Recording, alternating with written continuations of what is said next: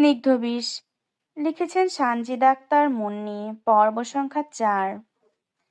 তৌসির কেরামত আলীর বুকে কোপ মারতেই কোচের আগায় ঝুলে যায় একটা কাক। আসলে এটা কেরামত আলী না, এটি ছিল একটা খবিশ জিন। এই জিনটা এই বিলেরই কারণ।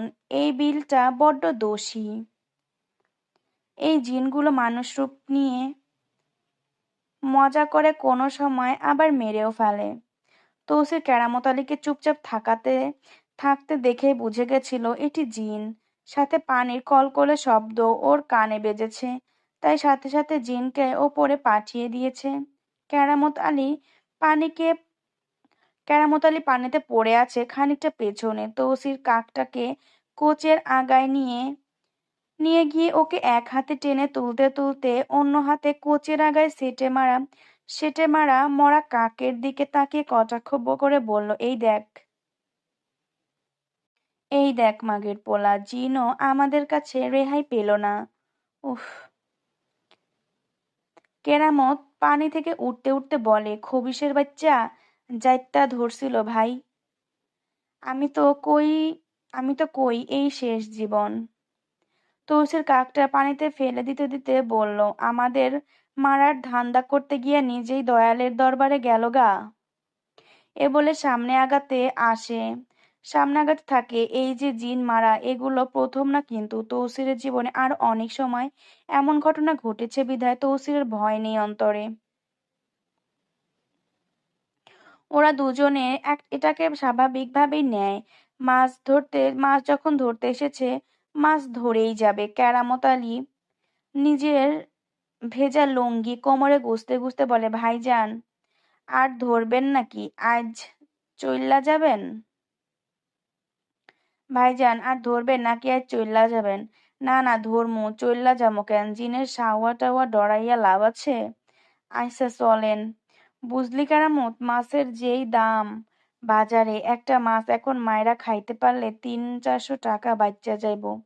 কেরামত আলী থমকায়। এদের এত টাকা কড়ি থাকার পরও এত কিপটামি করে?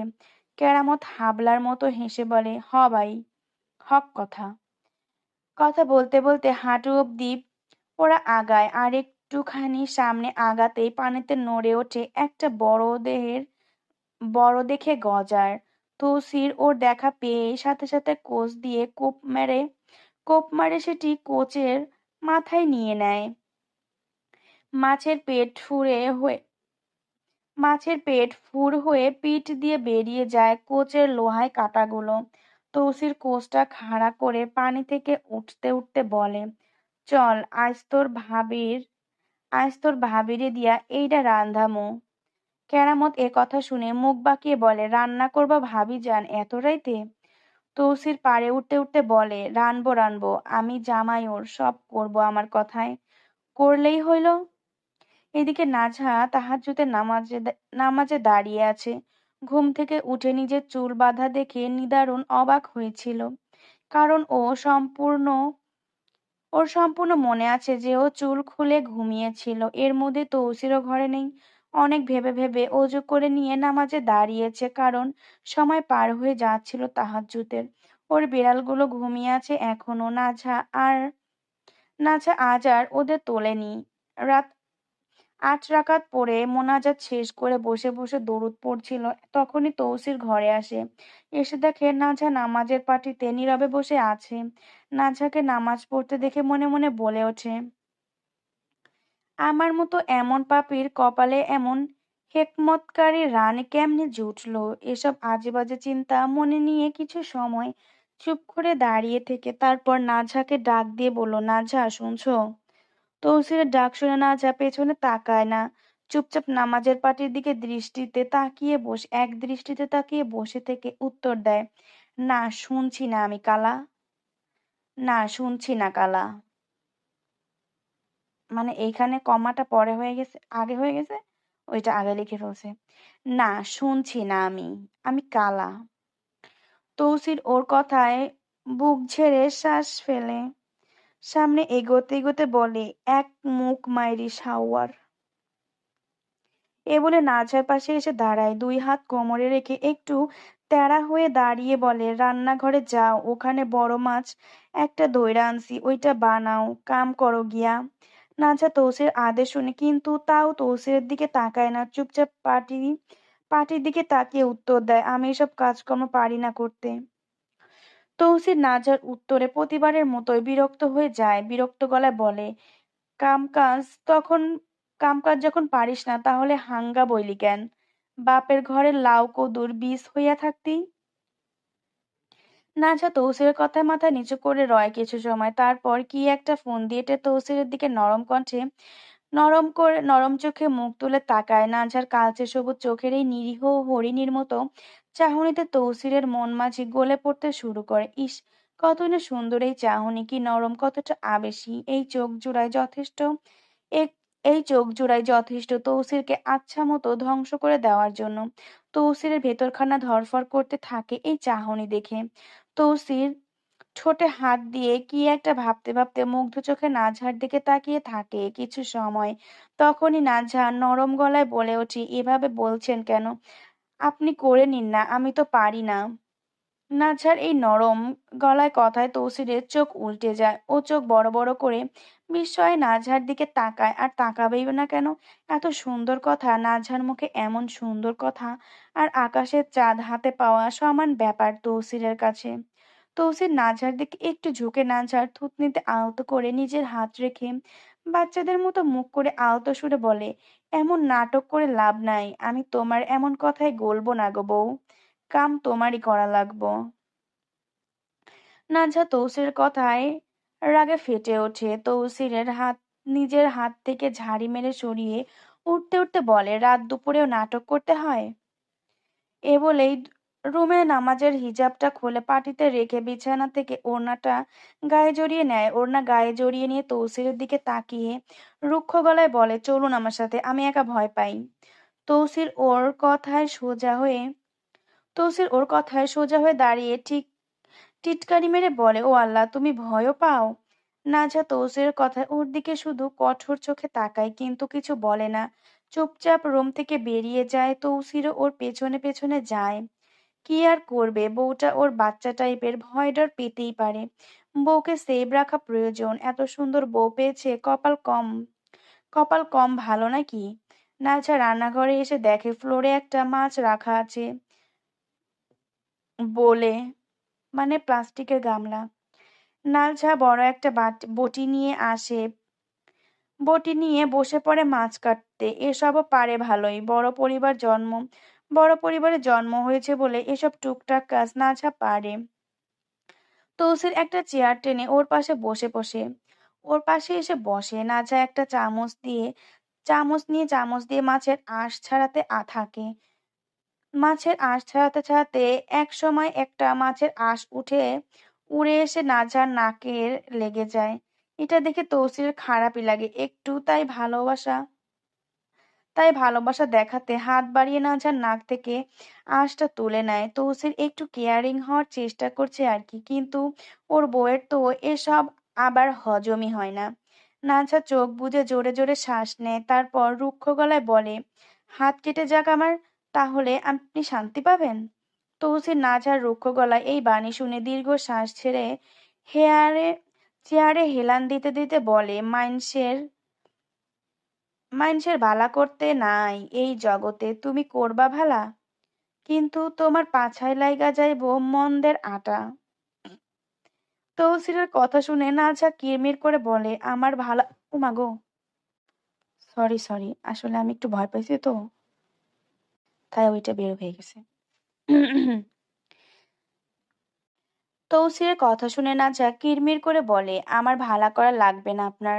তৌসির নাজার কথায় নাক মুখ ছিটকিয়ে বলে, না না ম্যাডাম, আপনার ভালা আমার মতো খারাপ কেমনে করবো কন্ত?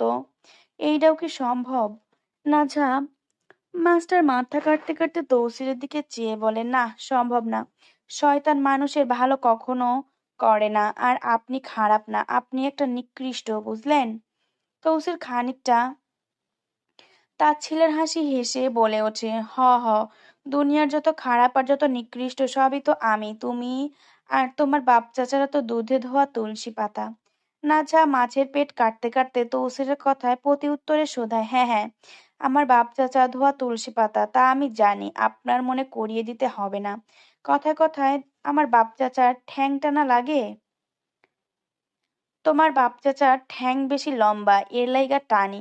নাজা এবার বড্ড বিরক্তই হয় তৌসিরের কথায়, তাই এবার ধমকে বলে, চুপ করুন তো, বড্ড বেশি কথা বলেন আপনি। তৌসির দীর্ঘশ্বাস ছেড়ে বলে, তোমার লগে একটু কথাও কইতে পারি না? না পারি কইতে মিঠা কথা, আর না পারি কইতে তিতা কথা। নাজা এবার তৌসিরের কথার কোনো উত্তর না দিয়ে চুপচাপ উঠে যায়। তারপর মাছের আশে যে বলে রেখেছে তা বেসিনে নিয়ে রেখে বটিটা ধুয়ে নেয়। তারপর কেটে রাখা মাছ বেসিনের ট্যাপ ছেড়ে ধুতে ধুতে ঘাড় ফিরিয়ে তৌসিরের দিকে তাকায়। তৌসির সেই ছেঁড়া পাঞ্জাবিটাই পরে আছে, এটা দেখে নাজা নাক মুখ ছিটকে তারপর বলে, কি করব এই মাছ, ফ্রিজে রেখে দেই? তৌসির চেয়ার থেকে উঠতে উঠতে বলে, হ্যাঁ রাখো, আর দু টুকরো এখন ভাজি করে দাও, আমি আর আমি আর কেরামত খামু। নাজা রান্নার কথা শুনে ছ্যাদ করে ওঠে, বলে, আমি রান্না করতে পারি না। তৌসির নাজার কথা শুনে মেকি হেসে ওর দিকে পা ফেলে এগিয়ে এসে বলে, চেষ্টা করো। তৌসির এত সুন্দর বাণী প্রতি উত্তরে নাজা তেড়ামি করে বলে, আমি রান্না করতে পারবো বলছি, আমি রান্না করতে পারবো বলছি তো পারবো না। আপনি পারলে করুন। তৌসিরের মেজাজ এবার বিগড়ে যায়, তাই ঠাস করে বলে ওঠে, সাওয়ার সাওয়া, কথা থইয়া চুপচাপ রান। আমার লগে হাঙ্গা যখন তোর হইছে, রান্না তোর করাই লাগবো। নাজা ধমক খেয়ে কেঁপে ওঠে, হঠাৎ এমন ধমক দিবে আশা করেনি, তাই এমন কেঁপে উঠল। নয়তো তৌসিরের ধমকে কেঁপে ওঠার মতো মেয়ে নাঝা নয়। নাঝা ধমক শুনে আর কিছু বলে না, 3 পিস মাছ রেখে বাকিগুলো ফ্রিজে রেখে দেয় একটা বাটিতে। 3 পিস মাছ দেখে তৌসির নাঝাকে জিজ্ঞাসা করে, তুমিও খাইবা নাকি? নাঝা মশলা দিতে নাঝা মশলা নিতে নিতে তিতা সুরে বলে, হ্যাঁ খাবো, আমার তো আপনাদের মতো রাত বিরাইতে খাওয়া লাগে। তৌসির নাজের কথায় বুঝে যায় ও খাবে না, তাই তাড়াতাড়ি হাত বাড়িয়ে 1 পিস মাছ প্লেট থেকে নিয়ে নেয়। এটা দেখে নাজা হতবাক হয়ে ওর দিকে কটমট করে তাকায়। তৌসির নাঝার চাওয়া দেখে বলে ওঠে, আমরা দুজন 2 পিসে খামু, 1 পিস এক্সট্রা লাগবো না। মাছের বহুত দাম বাজারে, 1 পিস বাঁচলেও বাঁচবো। এ বলে ফ্রিজে মাছের পিসটা রেখে দেয়। নাঝা দাঁতে দাঁত চেপে সহ্য করে নেয়, মনে মনে ভাবে, ছি কতটা ছোট লোক, ছি ছি ছি। নাঝা দীর্ঘশ্বাস আড়াল করে চুপচাপ ওই 2 পিস মাছেই পরিমাণ মশলা নেয়। তৌসির মাছ পিস দেখে তৌসির মাছের পিস রেখে এসে ওর পেছনে দাঁড়ায়। নাঝার বিরক্ত আর শেষ নেই, 4 রাকাত নামাজ পড়তে পারেনি, রান্না করতে এসেছে, কিন্তু এখানে তৌসির হাড় কিপটামি করছে। ওই যে কথায় আছে না, সময় দেখলে ব্যাঙেও ঠ্যাং মেলে, তো নাজহা হালও এমন হয় এখন। খুলে যায় ওর চুলের খোপা খোপা, ধীরে ধীরে খুলে এলোমেলো হয়ে ছড়িয়ে ছিটিয়ে যায় নাঝার পিঠে। নাঝা এখন কি করবে বুঝে পায় না। মশলায় মাখানো হাত কিছুটা দিশেহারা বোধ করে, তাই কোনো কিছু না ভেবে পেছনে ঘুরে তৌসিরের পাঞ্জাবির বুকের অংশে নিজের মশলাযুক্ত হাত দিয়ে মুছে নেয়। সাথে সাথে ওর হাতে লেগে থাকা সব মশলা তৌসিরের পাঞ্জাবিতে গিয়ে লাগে। হাত মুছে নিয়ে তাড়াতাড়ি নিজের অবাধ্য কেশ তরঙ্গ গুটায় নাজহা। তৌসিরের জান তো বেরিয়ে যাওয়ার উপক্রম। কি করলো এটা নাজহা? পাঞ্জাবি ছেঁড়ায় ভেবেছিল নাজহাকে দিয়ে সেলাই করিয়ে পরবে, কিন্তু এখন তো নাজহা পাঞ্জাবিতে দাগ লাগিয়ে দিল। এখন কি হবে? 1200 টাকা দিয়ে গত ঈদে কিনেছিল, 3 মাসেও হয়নি, নষ্ট হয়ে গেল। লস হয়ে গেল এবার বড্ড। না, লস হওয়া যেতে যাবে দেওয়া যাবে না। এমনিতেই জীবন মানে লস আর লস, আর লস হতে দেওয়া যাবে না। তৌসির নাঝার পাশে এসে দাঁড়িয়ে মাথা হালকা কাত করে ওর দিকে কঠোর চোখে তাকিয়ে বলে, কি করলা এডি? নাঝা তৌসির কথায় তোয়াক্কা না করে বলে, কি করলাম আবার করে দেখাই। তৌসির দাঁত চেপে বলে, শাওয়ার শাওয়া ছাড়াইয়া দি মুচুপা, চুপচাপ ধোয়া দিও চুপচাপ ধোয়া দিও। আমি তো ধুয়েই দেই। আপনি ধুয়েছেন বিয়ের পর থেকে আপনার কাপড়? এ বলেই নাঝা গ্যাসে তাওয়া বসাতে নেয়। হাড় কিপটে তৌসিরের কলিজায় ধরে যায় এটা দেখে। তৌসির তাড়াতাড়ি তৌসিফ তাড়াতাড়ি বলে ওঠে, গ্যাসের চুলায় কেন, লাকড়ি চুলায় বসাও। গ্যাস সিলিন্ডারের দাম 1400 টাকার উপরে উঠা গিয়াছে। গ্যাস সিলিন্ডারের দাম 1400 টাকায় উঠছে গিয়া। নাঝা এটা শুনে ফুস করে শ্বাস ছেড়ে তৌসিরের দিকে দগ্ধ চোখ চেয়ে বলে, এমন কেন করছেন? এই রাত্তিরে আমি কিভাবে আগুন ধরাবো? খুব কষ্ট হবে, করে নেই আজ গ্যাসে। তৌসিরের মনে নাঝার এই আদুরে কথাটা শুনে একটু হলেও গলে, কিন্তু তারপরও এদিক ওদিক এক পলক তাকিয়ে বলে, আমাদের বাড়িতে গ্যাসের চা ছাড়া অন্য কিছু করা হয় না, তাই লাকড়ির চুলায় আগুন ধরাও। এটা বলল কারণ আজকের অভ্যাসে আগামীকালদের অভ্যাস। আজ যদি ও রান্না করতে দেয় তাহলে আগামীতেও নাঝা রান্না করবে। আর বউকে বেশি লাই দেওয়ার মতো মানুষ তৌসির নয়, তাই কষ্ট হলেও নাঝাকে লাকড়ির চুলাই করতে হবে রান্না। তৌসিরের কথা শুনে নাঝা কঠোর চোখে এক নজর তৌসিরের দিকে তাকিয়ে তারপর চোখ ফিরিয়ে লাকড়ির চুলায় আগুন ধরানোর জন্য লাকড়ি দিতে দিতে মনে মনে বলে, এই খবিশ কিপটার সাথে সংসার করতে হবে, ছি ছি। এত ছোট লোকে কারবার মানুষ কিভাবে করে, এত ছোট লোক মানুষ কিভাবে হতে পারে। ওয়াক থু। সামান্য গ্যাসের জন্য এত কথা, না জানি কত কি দেখতে হয় আর শুনতে হয়।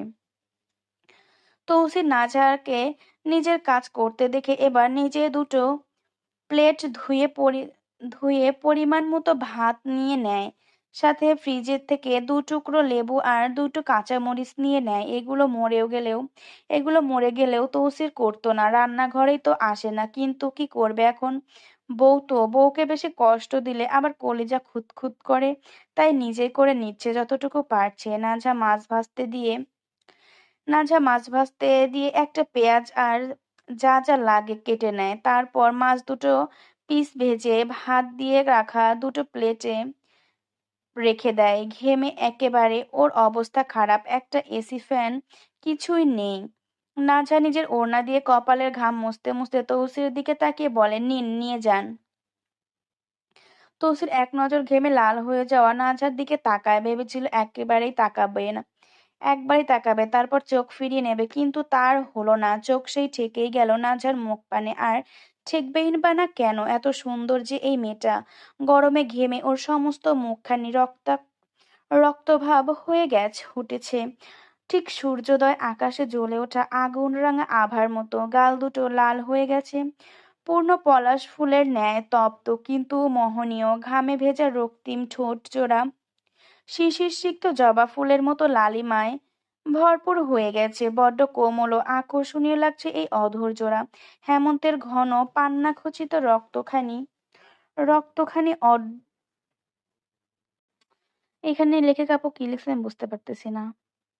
নাজার এই পান্না নয়নার ক্লান্তি থাকলেও ঝরে পড়েছে অসীম মায়া। ওর শোভন নাসিকা ঘামে ভেজে একদম বেহাল। ওর নাসারন্ধ্র থেকে মনে হচ্ছে শিশিরের ধোয়া পাহাড় চূড়া, এর ওপর কপালে উপচে পড়েছে ছোট ছোট চুল।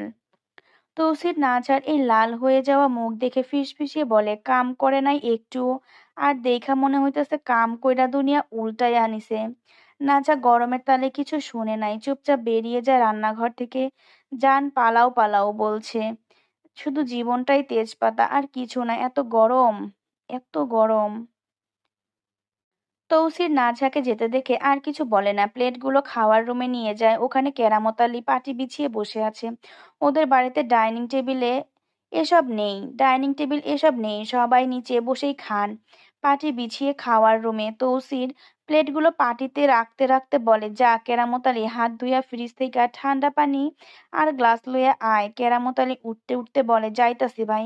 ভাবির হাতের খাওন বইলা কথা, আজ ইচ্ছা মতো খামো। তৌসির মেকি হেসে বলে, দেখি কোন শাওয়ার রানছে তোর শাওয়ার ভাবি। নাজা রুমে এসে ওয়াশরুমে যায়, ঘামে ভিজে গেছে একেবারেই, তাই গোসল করে নেয়। গোসল করতে করতে ফজরের আজানও পড়ে যায়, তাই অজু করে একেবারেই বের হয়। বের হয়ে কাবার থেকে নিজের তেলের বোতল নেয়, হাতে পায়ে মাখবে বলে। নাজা এক্সট্রা কিছু মাখে না, লোশন আর অলিভ অয়েল তেল ছাড়া। তেল বের করে দেখে তেলের বোতল শেষের দিকে। তাড়াহুড়োর বিয়ে বিধায় কিছুই কেনা হয়নি। যা ছিল তখন আপাতত তা নিয়েই চলে এসেছে। এক ফোঁটাও তেল হাতের তালুতে নিয়ে মেখে নেয় মুখে হাতে। তখনই তৌসির ঢেকুর দিতে দিতে ঘরে ঢুকতে ঢুকতে বলে, রান্না তো ভালোই মজা হয়েছে। তালুকদারের মাইয়া পেট তালুকদারের মাইয়া পেট ভইরা খাইলাম ভাত। নাছা তৌসিরের কথায় ওর দিকে তাকায়। ছেঁড়া মশলা দাগযুক্ত সাদা পাঞ্জাবি পরা, লুঙ্গি গোজার হাঁটুর ওপর অবধি। এত অগোছালোর মধ্যেও বেশ সুন্দরই লাগছে ওকে। কিন্তু নাঝার চোখে সুন্দর লাগছে না। নাঝা চোখ ফিরিয়ে নিয়ে কাবারের তেলের বোতলটা রাখতে রাখতে বলে, এই যে শুনছেন? তৌসিরের কথায় উত্তর দেয়, জি শুনছি। নাঝা পেছন ঘুরে ওর মুখ পানে নিরলস চোখে তাকিয়ে বলে, আমার ব্যবহার করা তেল শেষ হয়ে গেছে, এনে দিবেন? তৌসির ভুরু কুঁচকে প্রশ্ন করে, কি তেল মাখো? আমি অলিভ অয়েল তেল মাখি, এনে দিবেন? তৌসির অলিভ অয়েলের কথা শুনে নাক মুখ ছিটকে বলে, নবাবের বেটি, বাজারে জিনিসপত্রের যে দাম, সরিষার তেলে গায়ে মাখো, অলিভ অয়েল আর মারাইও না। তৌসিরের এই সীমাহীন কিপটামি দেখে নাজার আর চুপ থাকতে পারে না। মন চায় উষ্টা মারতে তাকে, কিন্তু এই মনের চাওয়া পূরণ হবে না। নিজেকে দমিয়ে না দাঁতে দাঁত চেপে বলি, এত কিপটামি করেন কেন আপনি? টাকা পয়সা কি কবরে নিয়ে যাবেন? তৌসির ফাজলামো করে মাথা নাড়ে বলে, কবরের পাশে রাইখা দিমু। নাঝার গা জ্বলে যায়, রাগে ঠাস করে বলে ওঠে, দেখেন আপনি এই কিপটামির কারণে আপনি মরবেন। ছি, কত ছোট লোক আপনি। তৌসির নিজের লুঙ্গির ভাঁজ কোমর থেকে ছোটাতে ছোটাতে দীর্ঘশ্বাস ফেলে বলে, তোমার শাওয়ার লগে তোমার মুখও ফাটতে হইব, নয়তো তোমারে দমাইতে পারতাম না। নাঝার গা ঘিনঘিনি ওঠে এমন নিকৃষ্ট কথা শুনে। নাঝা শরীরে ঝাঁকিয়ে বলে ওঠে, ছি ছি, কত নোংরা আপনি। আমি নোংরা? আমি ড্রেনের পানির থাইকাও নোংরা, তাতে তোর কি? এই বলতে বলতে নাঝার সামনে এসে দাঁড়ায়। তৌসিরকে নিজের সামনে আসতে দেখে নাঝা পেছনে ঘুরতে ঘুরতে বলে, আমারই তো সব, আপনার মতো নোংরার সাথে সংসার করতে হবে যে আমার? এ বলে নাঝার সামনের দিকে এগোতে থাকে। তৌসির পেছন থেকে ওকে ঝাপটে জড়িয়ে ধরে নাঝার চুলগুলো খুলে দিয়ে নাঝার গালে নাক মুখ ঠেসে ধরে। নাঝার গলায় নাক মুখ ঠেসে ধরে। নাঝা স্তব্ধ হয়ে দাঁড়িয়ে যায়, গা ঘেন্নায় গুড়িয়ে যাচ্ছে, অন্তরে ধীরে ধীরে ধ্বংস হয়ে যাচ্ছে। তৌসির ওকে এভাবে ছুঁচ্ছে, না জানি কি আবদার এঁটে বসে এভাবে কেন আবদ্ধ করেছে তৌসির ওকে হঠাৎ। নাঝা মন খুঁতখুঁত করতে শুরু করে। নাঝা দুই হাত দিয়ে তৌসিরকে ঠেলে দিতে নেয়, কিন্তু তৌসির সরে না, উল্টো নাঝার দুই হাত ধরে শক্ত করে ওর পেটের সাথে চেপে ধরে। নাঝার দম বেরিয়ে আসতে নেয় এতে। নাঝার শরীর ঝাঁকিয়ে কেঁপে ওঠে। তৌসির নাঝার কাঁধে নিজের ঠোঁট ছুঁতে ছুঁইতে ছুঁইতে নাঝার গলার দিকে হাত বাড়ায়। নাঝা এটা দেখে কিরমির করে চোখ বুজে নেয়। তৌসির নাঝার গলায় নিজের ডান হাতের বৃদ্ধা আঙুল বুলিয়ে দিয়ে ফিসফিসিয়ে বলে, গলায় বেশি ব্যথা পেয়েছিলে? এখনো রাগে ফুঁসতাছে মনে মনে। নাজা দাঁত চেপে তৌসিরের হাত নিজের গলা থেকে সরিয়ে নিয়ে বলে, না, রাগ করবো কেন? আপনার ওপর রাগ করার কোনো অধিকার আছে? আপনি বিয়ে করেছেন, কিনে নিয়েছেন, এখন মারলেও ভালো আর কাটলেও। আর রাগ আপনার ওপর কি আদৌ খাটে? তসরির শান্তনরম মেজাজটা নাঝার কথায় বড্ড গরম হয়ে যায়। নাঝাকে আরো শক্ত করে জড়িয়ে ধরে নাঝার ঘাড়ে থুতনি চেপে ধরে জোরে জোরে শ্বাস নিতে থাকে। তৌসিরের ক্লিন শেভ করা মুখে এমন নতুন করে ছোট ছোট খোঁচা খোঁচা দাড়ি উঠেছে। এই দাড়িগুলো বেশ ধার বলতে গেলে, আর এখন এগুলো নাঝার ঘাড় কাঁধের ত্বকে বিচ্ছে, আবার ঘাড় কাঁধে উপচে পড়ছে তৌসিরের উষ্ণ শ্বাস। নাঝা খুব কষ্ট হচ্ছে এই মুহূর্তে, সব এলোমেলো হয়ে যাচ্ছে। মনে হচ্ছে এই বুঝি প্রাণ মাঝি উড়াল দেবে নিজ গন্তব্যে। তৌসির কিরিমিরি খেয়ে বলে, একটু রোমান্টিক মুডে আইলাম, অমনি তোমার সাওয়ার সাওয়া কথা শুরু হইয়া গেল। ধুরবাল।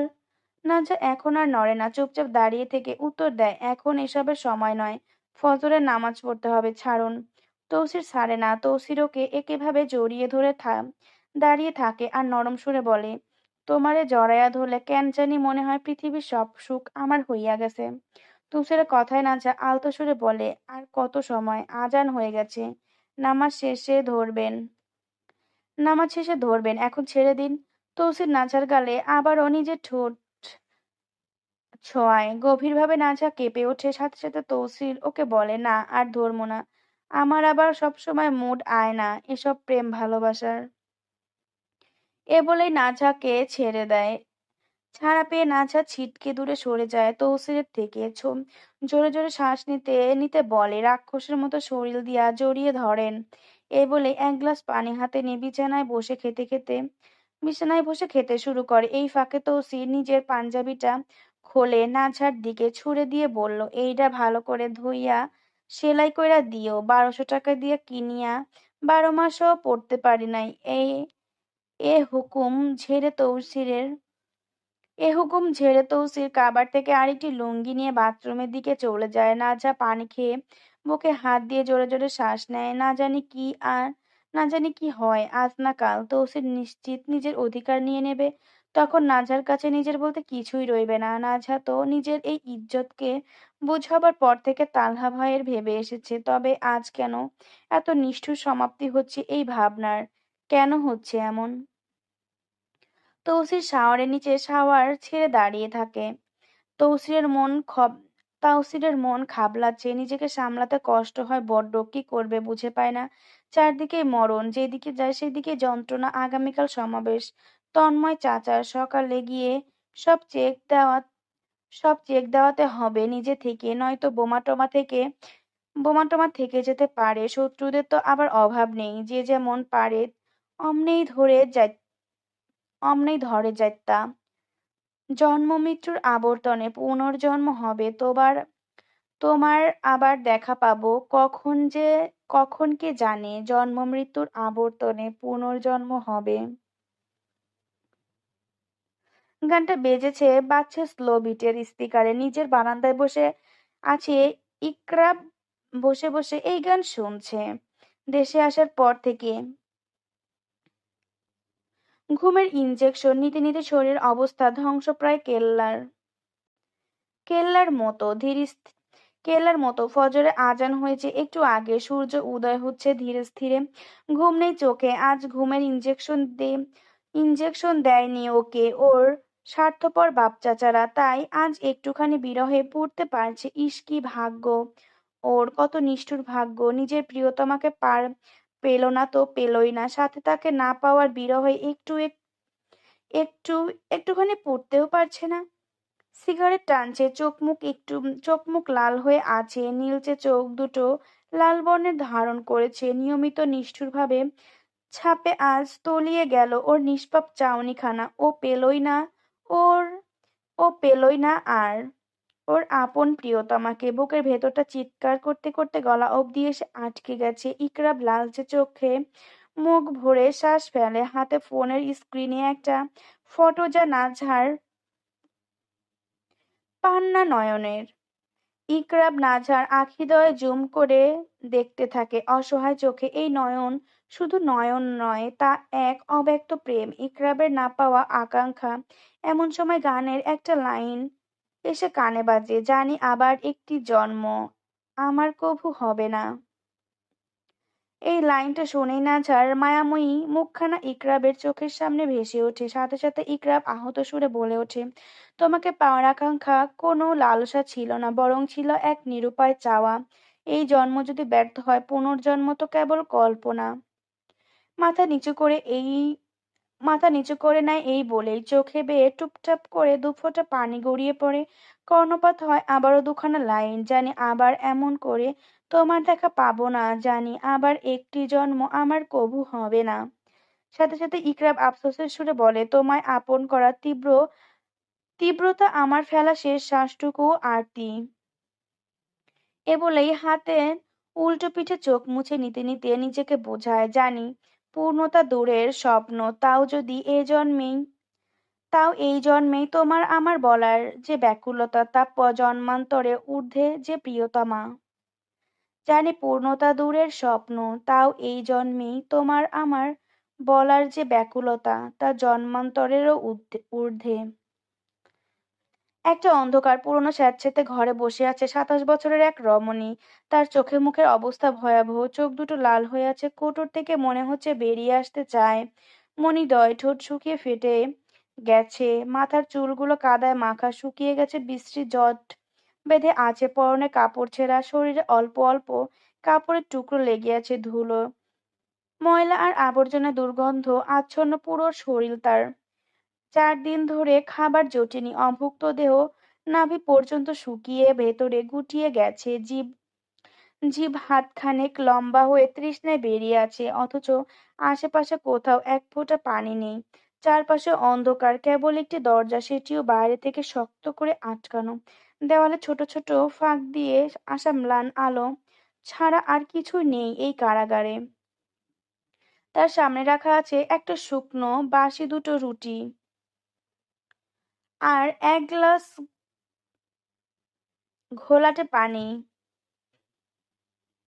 ক্ষুধার যন্ত্রণায় মেয়েটি সেই বাসি রুটিগুলো কুকুরের মতো ছিঁড়ে ছিঁড়ে খেতে থাকে। প্রথম রুটি শেষ করতে না করতেই তার নিঃশ্বাস বন্ধ হয়ে আসে, গলায় রুটি আটকে গেছে। হাঁপাতে হাঁপাতে সে হাত বাড়িয়ে গ্লাসের পানি তুলে নেয়, তীব্র তৃষ্ণায় এক কুলি গিলে ফেলে, আরেক কুলি মুখে দেয়, কিন্তু গলা দিয়ে আর নামতে পারে না। সেই পানিটা ছিল ড্রেনের পচা পানি। সাথে সাথে মনে হলো গলার ভেতরে বড় কোনো মাছের কাঁটা বিঁধে গেছে। মেয়েটি বুক ফেটে কাশতে থাকে, চোখ দিয়ে পানি নয়, এবার লাল রক্ত ঝরতে শুরু করে। মুহূর্তের মধ্যে সেই রক্ত চোখ থেকে গড়িয়ে গড়িয়ে মুখ দিয়ে বেরোতে থাকে। যন্ত্রণা সহ্য করতে না পেরে মেয়েটি গলা চেপে ধরে ছটফট করতে থাকে। এক সময়ে গলা ফেটে ধপধপ করে রক্ত ঝরতে শুরু করে, মাথাটা টাস করে লুটিয়ে পড়ে ওর স্যাঁতসেঁতে পোকায় ভরা মাটির ওপর। আধমরা মাছের মতো শরীরটা কাঁপতে কাঁপতে ছটফট করতে থাকে। তার প্রতিটি শ্বাস মনে হচ্ছে মৃত্যুর করাল থাবার সাথে শেষ লড়াই। পোকাগুলো ওর কানে চুলে বাজে এভাবে ঢুকে গিয়ে কামড়াতে থাকে। এতে মেয়েটির জান শোপে, চিৎকার করতে থাকে, কিন্তু পারে না, গলায় কাটা আটকে যাওয়ার জন্য। ওকে এমন কাতরাতে দেখে সামনে দাঁড়িয়ে থাকা লোকটি পিশাচের মতো হেসে বলে, দেখ মাগি, কেমন লাগে, মাগিগিরি করলে আমগো সাথে করতে নিছিলি, এবার বুঝ ঠেলা।